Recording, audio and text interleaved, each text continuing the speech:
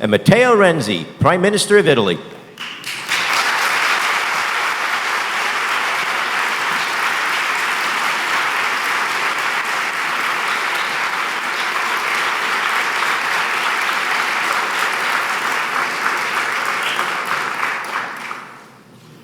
Your Excellency, special guests, ladies and gentlemen, thank you for joining us on this beautiful afternoon at Georgetown, and welcome to Georgetown University.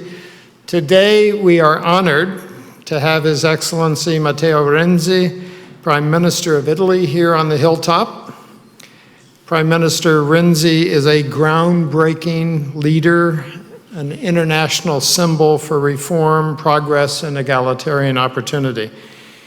Even before becoming Italy's youngest prime minister in February 2014 at the age of 39, Prime Minister Renzi made tremendous strides as a political leader. From June 2004 through June 2009, he served as president of Florence province, making him the youngest to serve in this capacity.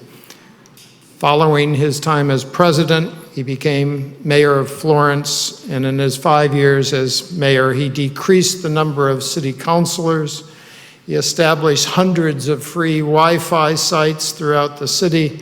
He reduced the waiting lists for kindergarten grade level and increased funding for the province's welfare programs and academic institutions.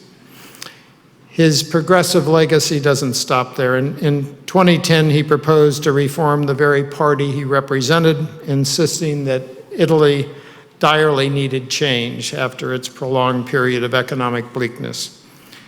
Since taking his current office, Renzi has revitalized the economy despite skepticism and pushback about his approach and the reality of repairing the nation's finances. He recently unveiled the annual fiscal plan that projects to alleviate Italy's acquired debt after 3 years of a deep recession.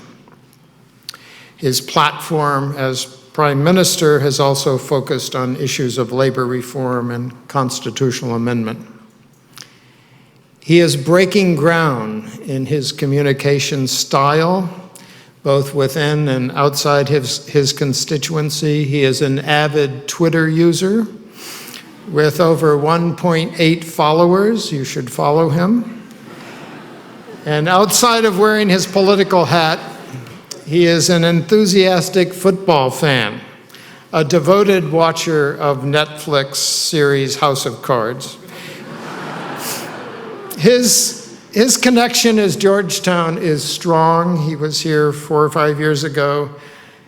And his dedication and his vow to bounce back in times of conflict and crisis is inspirational and reflective of the spirit we think we aspire to as well. I welcome you to Georgetown.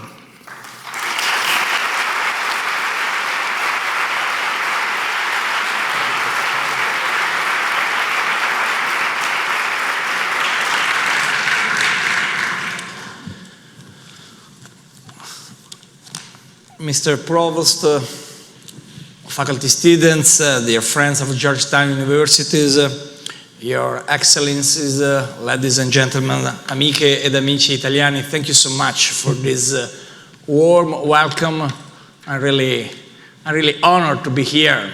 I visited Georgetown University 4 years ago as mayor of Florence, exactly in this very gorgeous place. And today, for me, it's particular an honor to start my journey in the United States and in the capital of the world, Washington, D.C., from an university, from your university. Because I think in this moment of the world, universities are more than a simple symbol. It's really a great challenge to discuss about the relation between universities and politics today. if you think universitas in Latin expression indicates spreading knowledge and uniting students, we can risk very interesting link between the expression e pluribus unum. Because really, universitas, in Latin expression, university today, are the earth of the knowledge, the earth of the future. I know. In my country, universities is first of all the place of identity and the place in which the custodian of wisdom and of identity live every day. But I prefer image university not only as custodian of this identity, but a laboratory for the ideas of the future. Culture, research, study, innovation, the written word. Think about it. The product of this labor of the mind is the foundation of our values today. And if you think about the last terrible tragedies around the world, if you think about Garissa, Kenya, if you think about a little school in Peshawar, Pakistan, if you think about the Museum of Bardo in Tunisia, you can imagine exactly that. The place of culture are the targets for the terrorists. Why? Because it's exactly that the goal and the targets of terrorists. The ideals and the ideas of the future. For this reason, let me first pay respect for this university and for the prestigious of Georgetown, a place in which a lot of students share an idea of the future. And when I was mayor, for me, the most important thing for my city, Florence, obviously, are not only the museum and the cultural heritage, but also the presence of American universities, most important around Europe.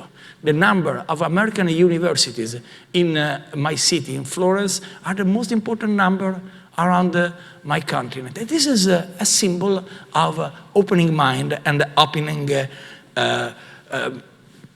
perspective for the future. Obviously, culture is key at the time on the fight against terror. If you think terrorists want us to die, and if they can't, they want us to live in fear and in the obscurity. My friends of Georgetown Universities, our role is crucial and very important because you can show around the world the absolute importance of culture as a possibility to live not against terror, but with idea and effort of our values. This is the reason for which now we think university, education, study, culture, the most powerful ways for us to say no to terror. We can say no, we must say no. And I think if this is the challenge, for Italy, there is a very important role around the world. If really we think now is the time to fight against terrorists and terrorism with the ideas of culture, my job is a very incredible job because I am the prime minister, the leader of the government in one of the most beautiful and important country for the culture around the world. But it's also a terrific job if you think we can ensure the future to a country whose past is so exciting that just saying the word future seems very hard.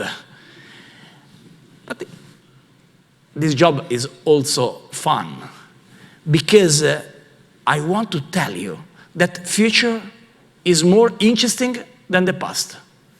Also in Italy, even in Italy. So, let me pay a last tribute to this university and the particular experience, the Jesuit experience. I remember Teilhard de Chardin, who said the future will always end up happening. This is the point of my speech. I believe the future in Italy is more interesting than the past. Oh, I know very well the incredible past of my country. Italy is rich with beauty, art, food. I don't speak about soccer because exactly in this moment Fiorentina lost with Dinamo Kiev, so I don't speak about soccer. The smile is not very elegant. My situation in the heart is terrible after this result. So we know the past in Italy is beautiful. BuzzFeed gave 39 reasons last week not to visit Italy. Dolomiti, Val d'Orcia, wine, Sardinia Sea, and we can continue. We have a unique art heritage, and more than half the UNESCO Global Heritage are in our country. Italy is a land of science, of experiment, of innovation. Of course, you might think they used to have Leonardo da Vinci, now there is Matteo Renzi. This is a little problem for the decline, symbol of decline of Italy. But this is, for me, very important. The real challenge for my country is stop to look only in the past and try to turn in a different way. Italy, for the moment, in the last 20 years, in particularly in the last 20 years, Italy seems sleeping beauty. Politics, government, what you called in Washington D.C. Beltway, got stuck. The world changed around us, and for a long time, Italy were unable to reform. Now it's the time in which we can use this expression. Italy is back. And if the world of globalization asks for a different ideas of culture, values, education, Italy is exactly the place in which a lot of things could change, must change. For this reason, education is at the center of our agenda. Innovation, not only in technology, in the space, in the investment of the future, but also lifestyle. Design. Design means culture plus engineering. Food, high-end engineering. Museums, we decide a little thing. For the first time, the decision about the manager of museum in Italy depend not from the politicians, but from race, international race. We publish the possibility to become director of museum in Italy in The Economist. And we ask everyone around the world to run for this service. A real, incredible change for Italian mind. For 20 years, Italy has feared globalization. We need to defend, for 20 years, our 0.2 of the world surface. And now it's the time in which we open our mind and our goal, but also our dreams.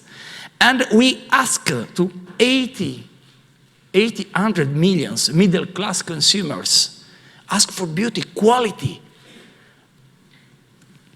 We try to present them an idea of Italy, very different, multicultural, dynamic, flexible, and open to challenging in the future. For this reason, we invest a lot of our time in a process of reforms, institutional reform for the students of This is a symbol of future, don't worry.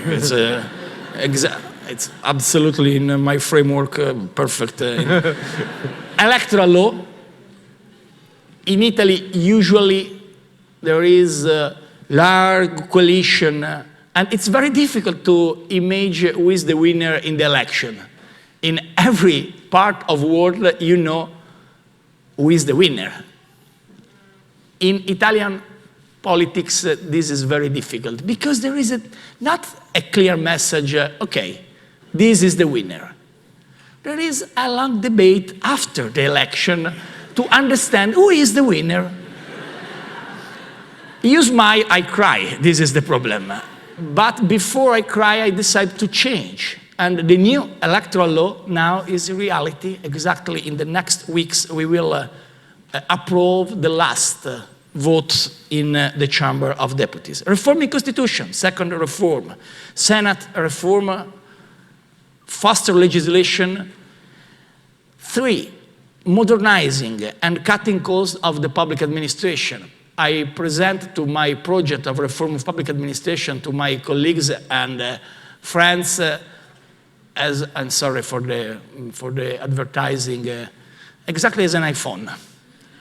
Because the Italian public administration is very difficult. I propose a very simple model. A model in which everybody could understand exactly an icon of an app of iPhone. What is the relation with the public service of healthcare, the public relation with the fiscal system? A very simple model in which we can have, with the digitalization and innovation, a simple model of relation and government. 4, a more fair and simple tax system, also because the goal to create a simple tax system in Italy, it's absolutely a priority. Woody Allen said, we must pay taxes with a smile. I tried, but they still asked for my money, not for the smile. So we must absolutely reduce the taxation in Italy, because pay the tax with a smile is not the way. But we must also give a very clear possibility to discuss with the public administration. 5, labor market reform to increase flexibility and open up opportunities for those who have less. This is called Jobs Act. I'm sorry, copyright is from American administration. I copy. But I think also copy is a form of art in Italy. A faster, more certain justice system as 7, very important. The fight against corruption with a new, very dynamic and powerful organization in our system called ANAC, with the leadership of Raffaele Cantone, a judge who fought against the Camorra and Mafia in Campania. The work that we have done on reforms is closely connected to our political role in the European Union. We can change the politics in the European Union, and we started after the last election, 2014. I'm very happy for the result of European election, because if I ask you, what is the first party in Europe? Everyone could give an answer, the party of Angela Merkel. CDU, the German party of right. It's correct, because she received, Angela is my friend, received 10.6 million of votes. But the Italian Democrat Party, our party, received 11.2 million. And so just one time I underline, this is a very important result.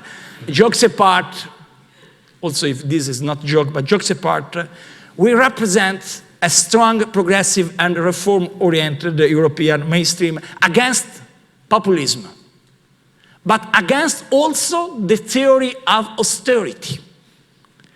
Because if you think the economy in United States and in Europe in 2008, you can imagine today American economy, thanks to leadership of President Obama, reduce the level of unemployment and increase the level of GDP.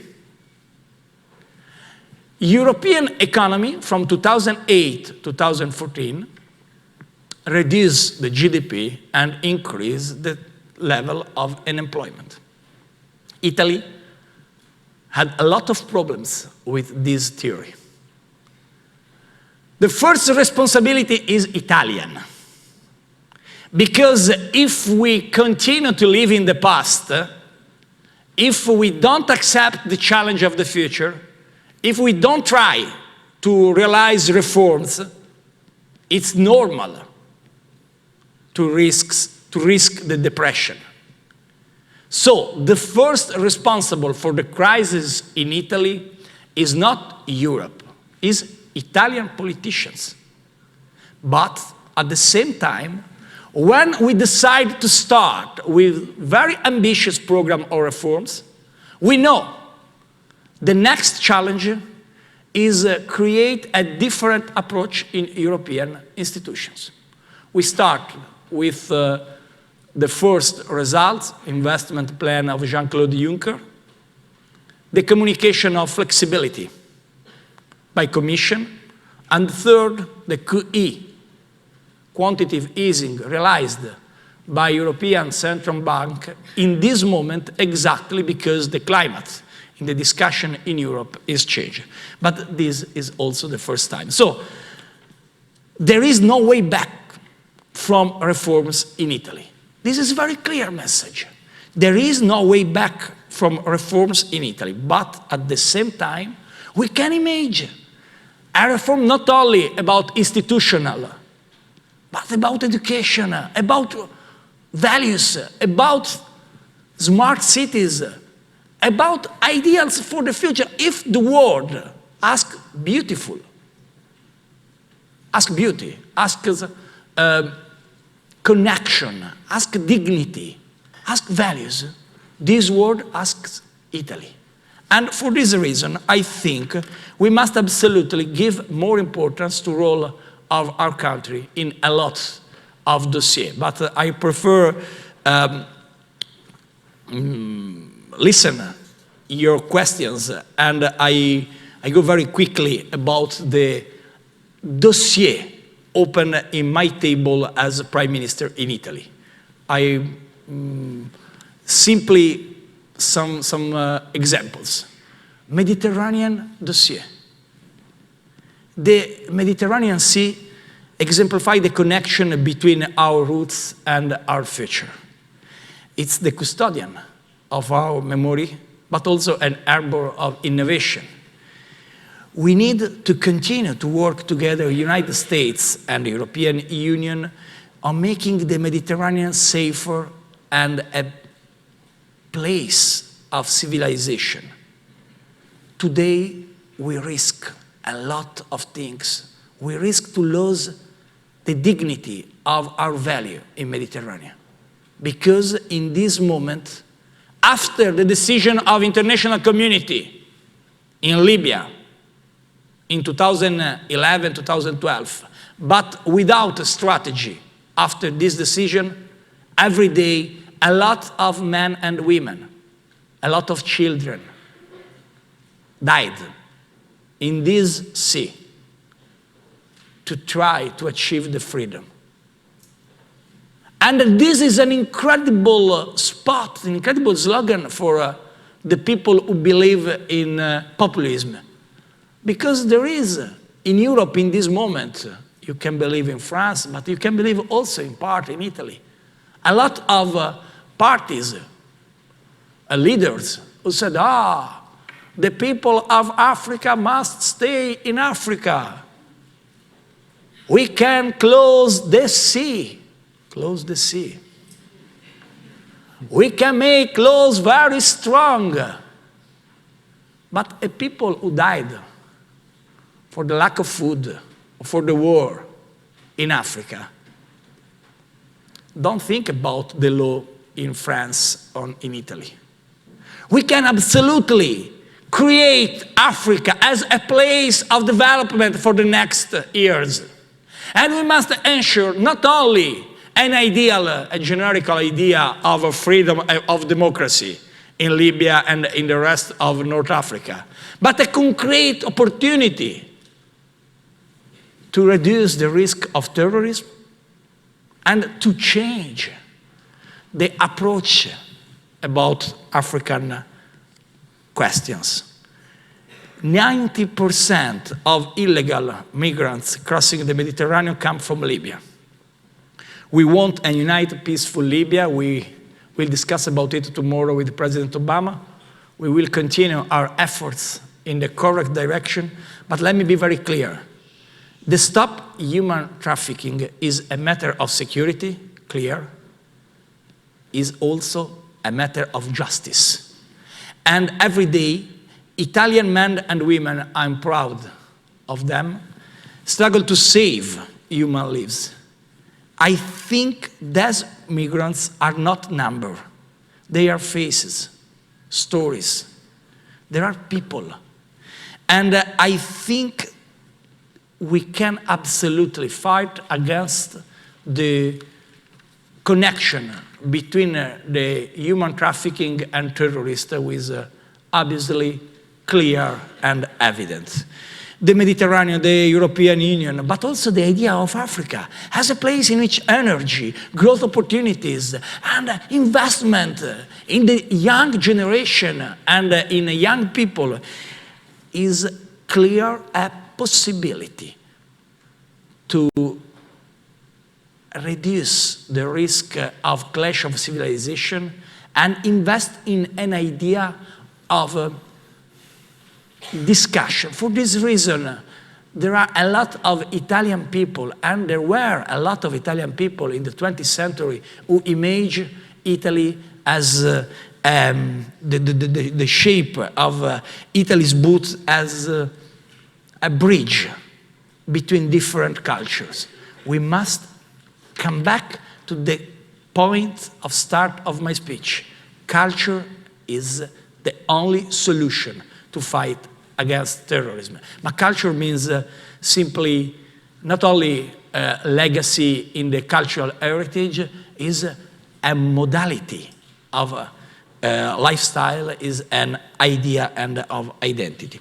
So for this reason, and I conclude, the relation between Italy and the United States is not only a relation focused on the universities, on the students, on the American students who come in our continent and our country to spend some months, some years.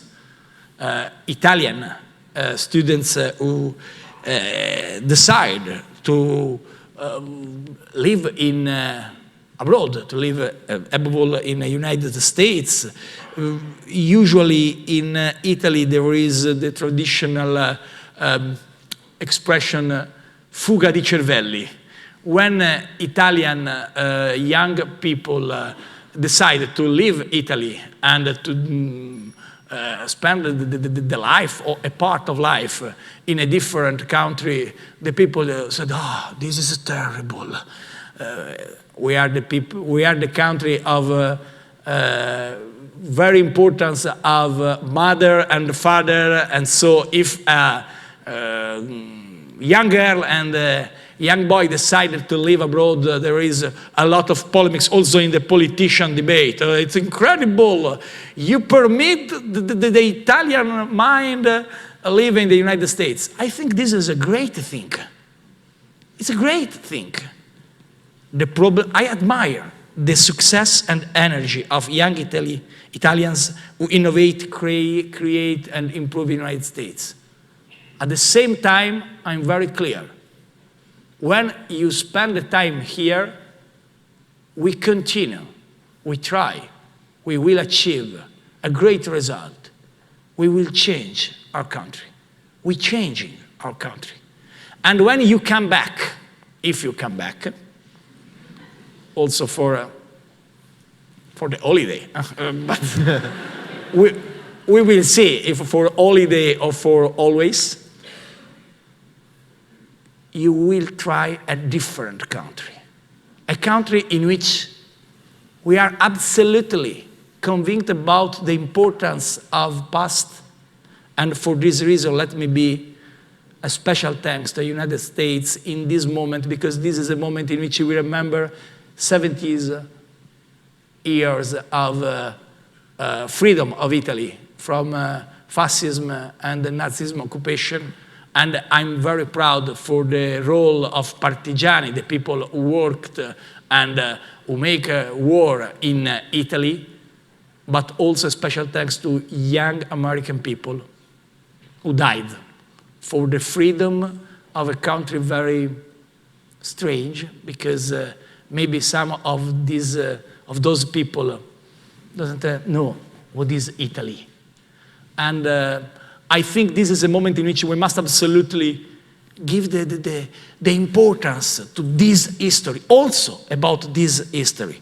But the ideals of democracy, freedom, tolerance, justice is absolutely important for us in the relation with the United States.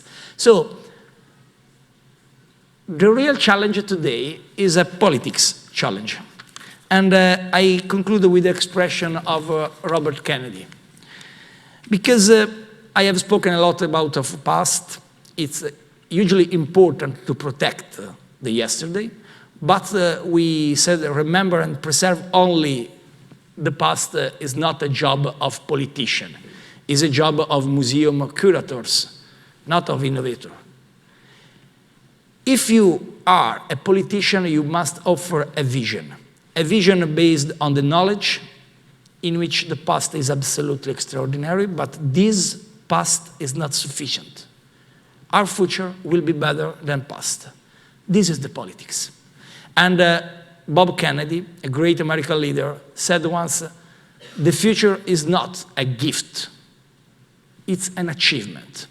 I think in this moment, in a moment of change, our future is an achievement, focused on the culture and of identity, but focused on the quality of a singular experience. So the politicians must realize reforms, must make very good laws, must fight against austerity and invest in a politics of growth. But at the same time, nobody could realize the future as an achievement without the courage and the empowerment of the single citizens who believe possible, create a particular challenge. Realize an Italy in which the future is more important than the past. It's not easy, but I'm sure it's amazing, it's fun, it's a great opportunity for everybody. Thank you.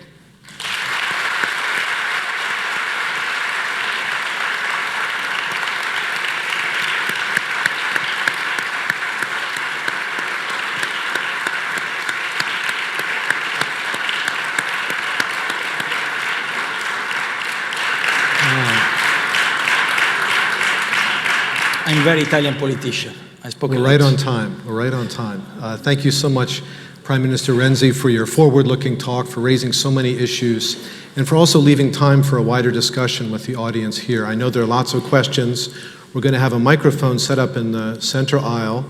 People who have questions can start to line up, and I'd ask each questioner to briefly state their name, maybe their affiliation, and a short question. And while we're waiting for folks to take advantage of that opportunity, let me follow up on the general context of your visit to the United States. You're meeting with President Obama tomorrow, as I understand.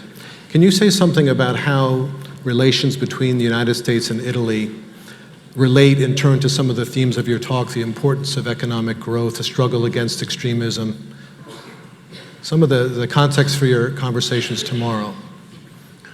I think in this moment, American leadership is a great model for Europe in the economic. Because American leadership with the presidency of Barack Obama in face to the great crisis, incredible crisis, the most terrible crisis after the Second World War, invest in the new dream, new American dream. Europe lost this opportunity, in my personal opinion. The model of economic development of Europe is a model focused on the austerity and not focused on the ideal of growth. The relation inside European context are not are good, are normal, are very. We are partner and ally, obviously, but we discussed a lot. Mm-hmm. And in every European Council, I repeat the same quote. I don't understand why American people in those 7 years of crisis invest in a future with growth, and Europe lost this opportunity. So for me, for my party, for my government, the relation about economics with the United States of America are stronger than the past. Barack Obama in the economics is absolutely a model for his vision. And I try with my Minister of Finance, who is today in Washington, D.C. for IMF, with the other members of government to convince European people, European leadership to continue with the budget attention, it's clear, but with investment in the future. And the first results arrive from Jean-Claude Juncker and the new Commission. Thank you. Well, in the meantime, we have a long line of questioners as far as the eye can see. And we've got about 20. I'm sorry, tomorrow morning I have the meeting with the President Obama. So. But let's see how quickly we can move through, please. Buongiorno Presidente Renzi, grazie di essere qui prima di tutto. My name is Costanza Concetti, and you've said that the future of Italy is more interesting than the past. And seeing that you have in front of you the Italian students who decided to come here to study in the hope that one day we will come back in the place of our values and our culture and seize the opportunities that our country has to offer us, then I want to ask you, what is your outlook on the specific opportunities that our countries will provide to us in terms of innovation, infrastructure, and energy? Let me speak about this point in Italian, if you agree, because very brief speech. Io non vi dirò mai, come vi hanno detto in tanti, tornate, mi raccomando, c'è la fuga dei cervelli, sono preoccupato. Intanto è un'espressione stupida. La fuga del cervello, il pancreas, cos'è rimasto in Italia? Non lo so. Ma il punto fondamentale è che è normale in un mondo globale poter vivere il proprio sogno anche lontano da casa. Quello che voglio dirvi è che io vi assicuro che noi faremo un paese in cui si va avanti non perché abbiamo gli amici degli amici, ma perché il merito conta. Si va avanti perché l'occasione di inseguire un sogno non è soltanto da questa parte dell'oceano, ma anche a casa propria. Se poi volete restare qui, perché vi sposate, vi fidanzate, perché state bene, perché vi piace più gli Stati Uniti, good luck. Ma se volete tornare indietro, troverete un paese che smette di essere ostaggio del potere di rendita dei soliti noti. Costi quel che costi, potrò perdere le prossime elezioni, ma non perderò la faccia davanti a voi. Questa è la mia promessa.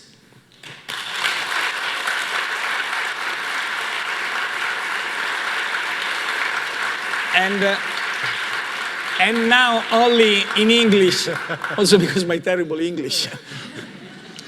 Good evening, Mr. President, and grazie di essere venuto qua con noi questa sera. Although we are pretty different for obvious reasons, and I'm an Italian student studying here, we have at least one thing in common.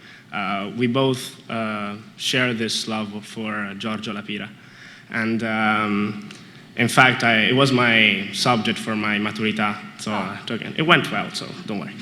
And so I was wondering, once Lapira flew to Vietnam and talked to Ho Chi Minh and made him sign this peace.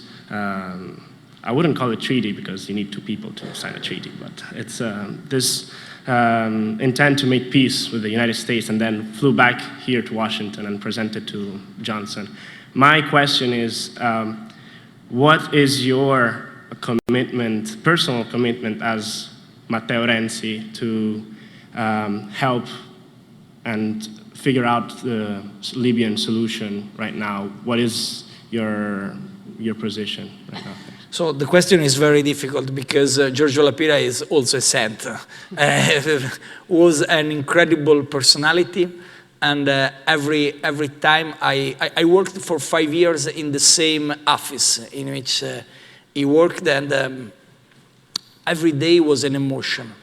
I don't speak about the past and also the ideas very particular of Giorgio Lapira. You remember the first trip the first and the last trip in Vietnam, in the moment very particular. Also the trip in Russia, and the meeting of mayors in Florence, mayor of New York City and the mayor of Moscow at the same table in Palazzo Vecchio in Serra di Cinquecento. I give an answer also about Libya.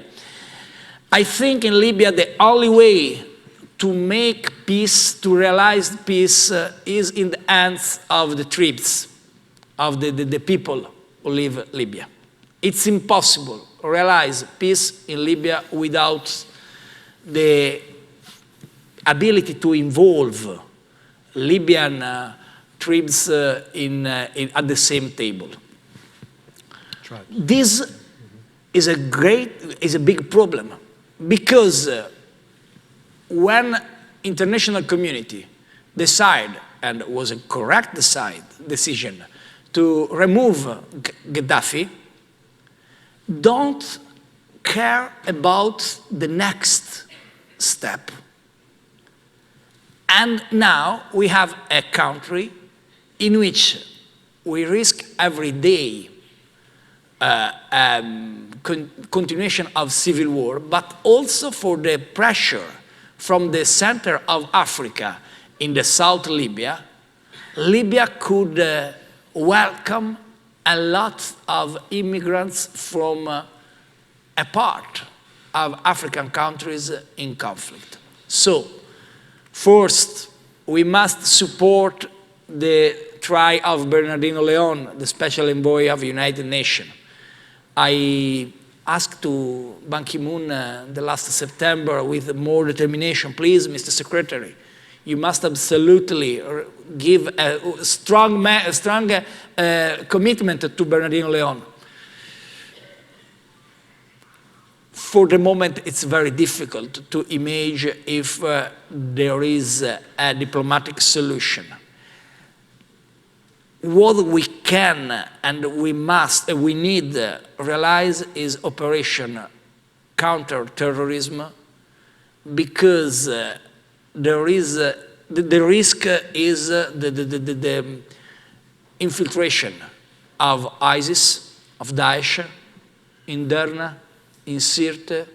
There are 2 cities in the hands of Daesh.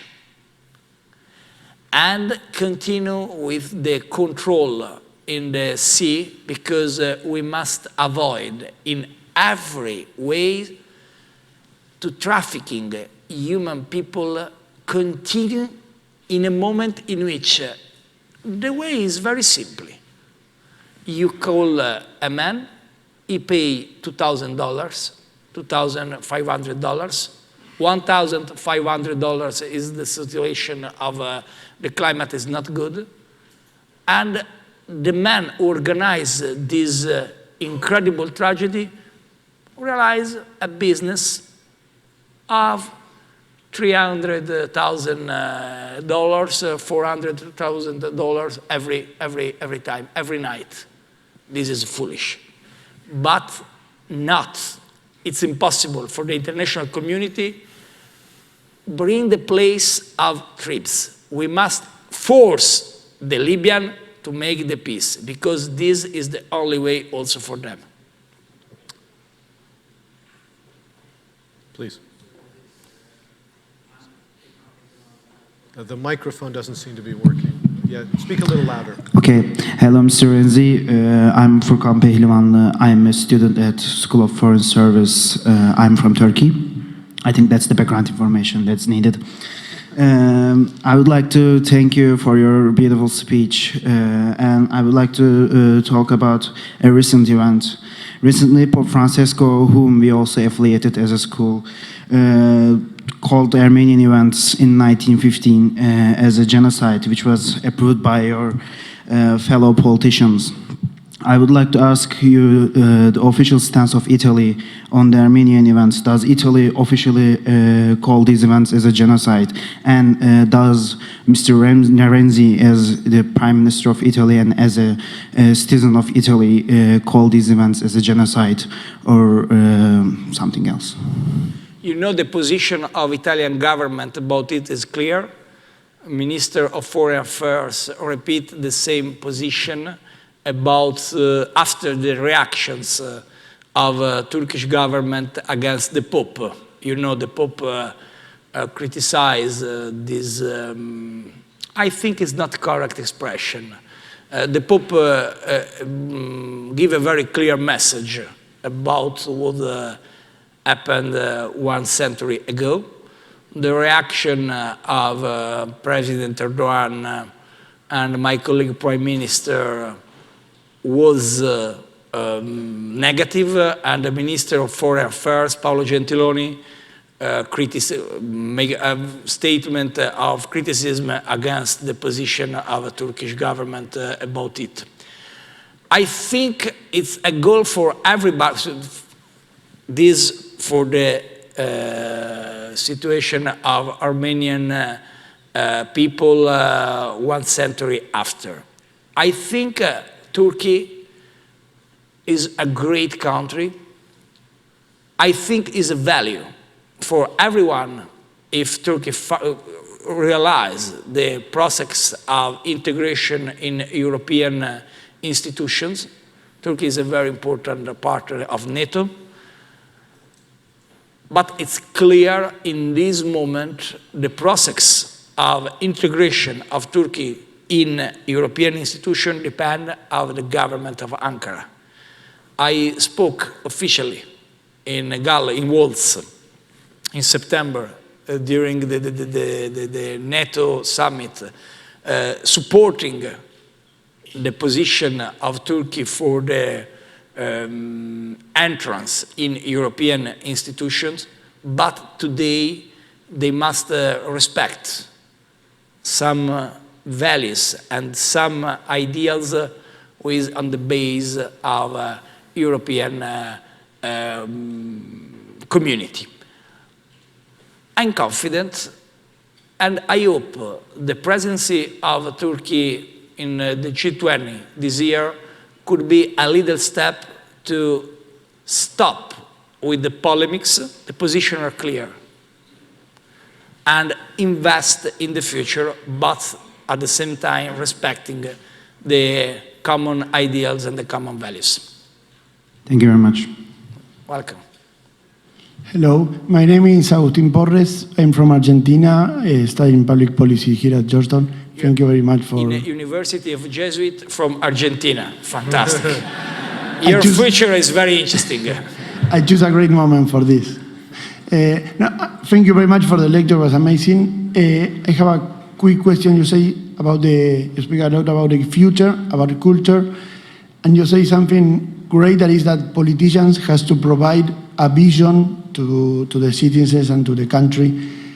What is your vision and the main three challenges for education policies in your country, in the European Union? What do we have to do with education systems during these days? What is the challenge for the new century? Very briefly, first,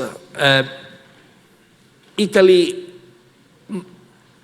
must change the model of organization of system of education for a problem of efficiency and of quality of organization. This is the first. I think it's not very interesting for you, but this is the first priority for us today in our country. If you think about the vision, point number 2, I think I'm not in the same position of the majority of politicians and of stakeholders, because I think we must avoid the risk to invest in an education only technological and focused on scientists. Let me be very clear. I believe in the culture of traditional culture. I believe in the humanistic culture. I believe in an idea in which it is absolutely important to ensure to the people the possibility to study the past, for example, not simply because we must create in the schools the skills, but because I think the school must create the citizens. So for this reason, my position, maybe it's not a majority, is we must preserve the traditional and humanistic culture around the world. The school and education is not simply an instrument for technological career.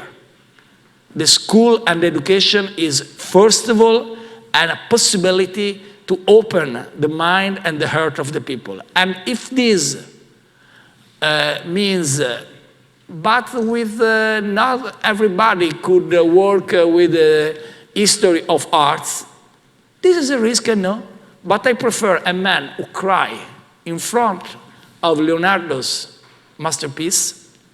I have people who know very well everything of mathematics, but he lost the emotion and the ideals. This is my vision, maybe it's not a majority.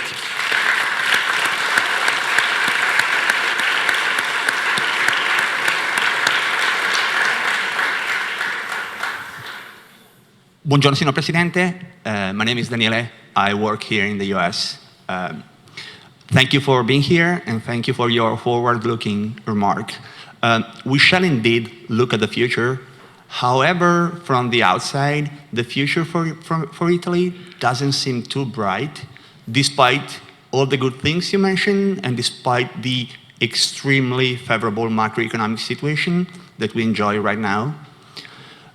Projections from the IMF and from your own government for Italy in the next couple of years, both in terms of unemployment and GDP growth that you mentioned, are among the worst in the whole European community.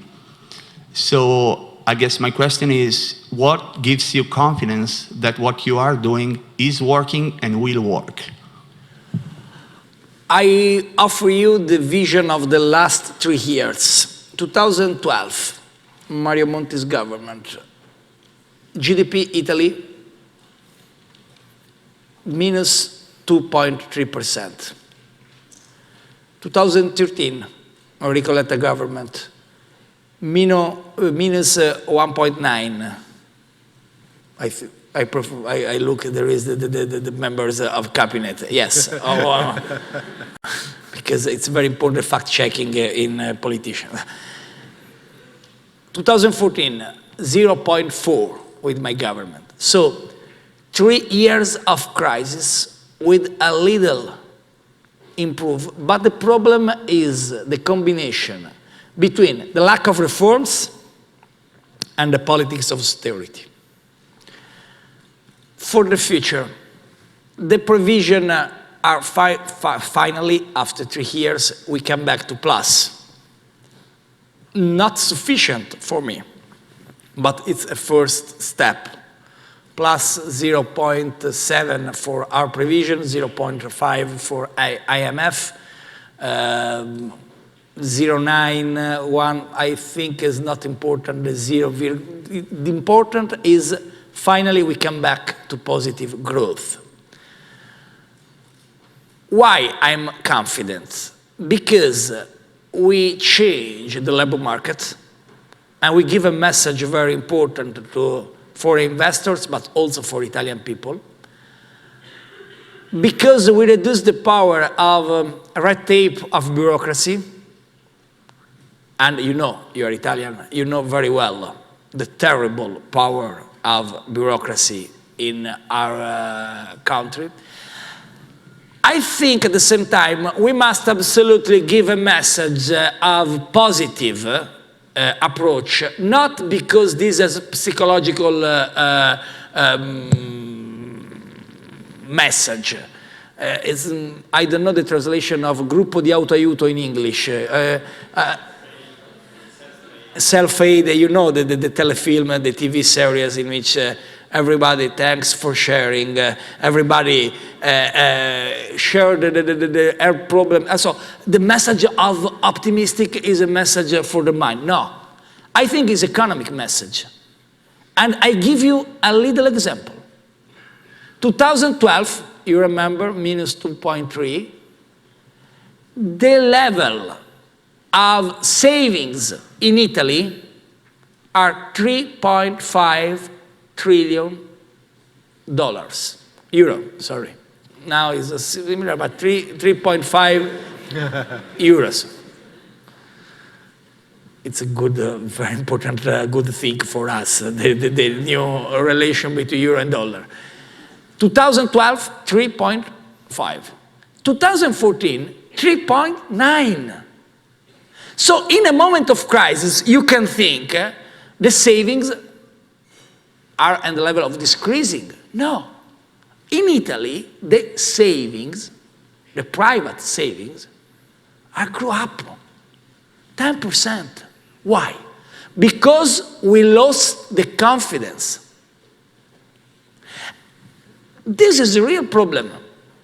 I don't speak about the relation between public debt, very high in Italy, 2 trillion, and private saving, the most important private saving around the world, as average in respect of the pro capita.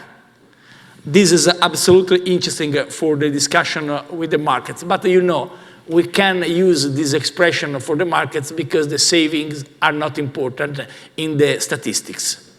What's important for me is if in 2012, 2014, the savings grow up, this means there is a problem of confidence in Italy. So I must realize reforms, Jobs Act and the labor market, fiscal system, public administration, electoral law, constitutional reforms, education system.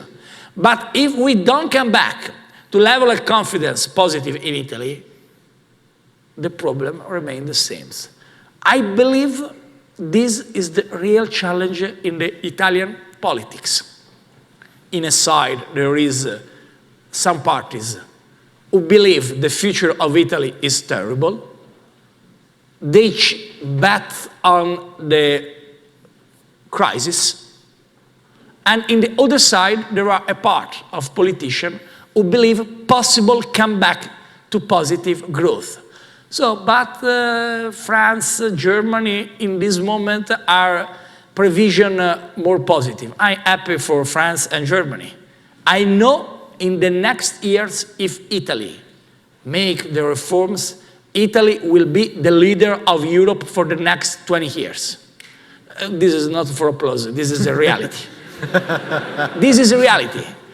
If we realize the reform, our pension system is absolutely good, respect our colleagues and partners of Europe. Our quality of engineering is extraordinary. Our manufacturing and the second in Europe and one of the most important around the world. When Jeff Immelt, one example, the leader of GE, visited me last year, he told me, oh, I'm very, very excited about some characteristics of Italy, and I believe culture, masterpieces, food, lifestyle, holidays. His answer, not engineering. The level of your quality, of your engineering, is the best around the world. So I'm confident, despite the provision, because I think if Italy realizes reforms, Italy finally decide to invest in the future, maybe Italy not only come back in the role of leadership, but is also an hope for the rest of Europe.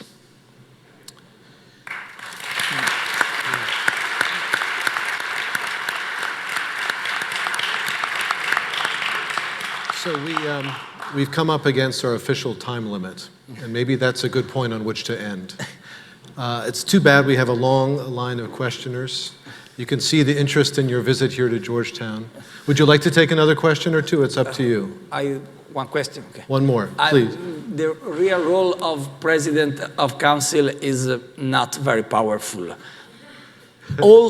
Every schedule, every meeting not depend of you. You are simply an actor in the hands of terrible men and women called the protocollo. Are very dangerous. They are very dangerous people. Okay, Grazie mille protocollo. Buonasera Presidente Renzi, many thanks to the University of Georgetown for hosting e grazie che sono venuto qua. Il mio nome è Ivan Buttina, io lavoro come, my name is Ivan Buttina, I work as a community builder at the World Bank Group. When I was 8 years old, I was born in Bosnia. When I was 8 years old, because of the war in my country of origin, I moved to Italy. Later I became Italian citizen, and now as an Italian citizen, I've been living in Washington DC for 7 years. So now I'm an Italian expat. So I want to make a point based on... Could you ask a question? Mm-hmm. Yeah, I want to make a point based on what you said at the end, which is you invite us Italians abroad, expats, saying that when we come back, we will find a country that has changed, right? So I would like to make a proposal and to actually involve us in the change process of the country. Because, as you say, we're not fuga dei cervelli, but we are actually cervelli da valorizzare. We are here, and many of us are willing to help. So maybe the government of Italy could either launch or support an initiative to connect all the Italians abroad who want to help Italy, to help promote investments, commerce, tourism, culture, to help transfer our knowledge, know-how for Italian institutions, private sector, civil society, and so to realize our potential, because many of us do want to be part of the change, not just come when everything is done by you and who is in Italy. Thank you. So, and one thing also, tonight we have a 6:30 professional networking event with Italians in DC, and we have companies like Autogrill, Beretta, and Lamborghini. If you want to stop by just to say hi, it's here in Georgetown. Okay, and by the way, everyone is invited. Thank you so much for the invitation, but in the team of Protocollo, there is also the ambassador organized a dinner in official residency called Villa Firenze. I'm very proud for that, but Villa Firenze comes from Florence, not from the city, from the woman Florence. So, about your consideration, I think this could be a great propose to continue in this involving the people. But let me conclude exactly from the point from which I started. This link could happen, could be realized only if we have a common ideal and value, not only the same passport. In other words, obviously, we are very happy, the Italian people who believe in our country, for me, it's a reason of happiness, of responsibility, and thank you so much for this disponibility. But I think in this moment, to be Italian around the world means remember to everybody, to you, first of all, and to everybody, what is Italian value around the world. So, if you speak about Lamborghini, it's important to remember to Lamborghini's team the investment in Bologna with 500 people to new jobs we will realize next year, I hope. But it's not the most important thing. The most important thing is remember to ourselves, if we are Italians, we are not simply a catalog of genius of the past. We are the people who have in DNA the possibility to believe in the future and not only in the past. For this reason, I think the contribution from you, from abroad, is obviously the link, the connection, the team working, the ideals and ideas to share with us, but it's above all the idea we can build a different world focused not only in the economic values, but focused on the quality of cultural values. Let me be very frank. I know there are not a difference and are not a division between economic values and cultural values. If you think, for example, exactly my city, Florence, you know the financial system create masterpieces of art. The people here who know the history of Florence knows very well the incredible history of genius, innovation, frescoes, paintings, buildings, architecture come from a new era of finance. The financial system invests in the culture, invests in the innovation. So there is a link between economic development and mind development. But in this world, the globalization gives a message in which the important is only the money and the value. I think we must absolutely work hard, work strongly, achieve the results and achieve the great results in the personal career, but to be Italian means remember ourselves there are the values of emotion and of ideals, which is the value eternal and perpetual. This, for me, means to be Italian around the world, and my request is exactly that. Help us to remember ourselves. To be Italian means to be people who try every day to build a different idea of future, remembering the past, but challenging on tomorrow. Thank you. Thank you very much. Thank you.